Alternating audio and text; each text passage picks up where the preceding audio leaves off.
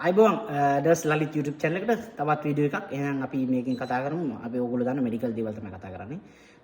Pregnant මදර් කෙනෙකුට exercise කරන්න හොඳයිද pregnant period එකේදී?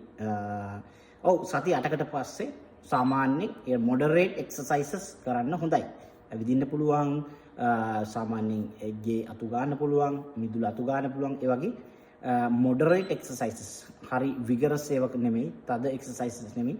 එහෙම කරන එකෙන් ලොකු වාසියක් තියෙනවා. ප්‍රෙග්නන්සි එක සාමාන්‍ය නෝමල් ඩිලිවරි එකක් කරන්න ඉන්න කෙනෙක් නම් හොඳට නෝමල් ඩිලිවරි එක කොම්ප්ලිකේෂන් නැතුව, සංකූලතා නැතුව කරගන්න පුළුවන්. රෙගියුලර් එක්සර්සයිසස් කරගන්න පුළුවන්කමක් තියෙනවා. රෙගියුලර් එක්සර්සයිසස් සාමාන්‍ය ඒ කියන්නේ වැඩි මහන්සියක් වෙලා කරන දේවල් නෙමෙයි. සාමාන්‍යයෙන් එදිනෙදා කරන ගෙදර දොර වැඩ. ඊට අමතරව ලොකු දේවල් කරන්න යන්න, බර උස්සන්න යන්න, අර මේව කරන්න නෙමෙයි. මොඩරේට් එක්සර්සයිසස් කරන්න පුළුවන් නම් සති 8කට පස්සේ ඒක හොඳ හෙල්ති ප්‍රෙග්නන්සි එකක්, හොඳ හෙල්ති ඩිලිවරි එකකට ලබා දෙන අත්වලක් කියලා කියන්න පුළුවන්.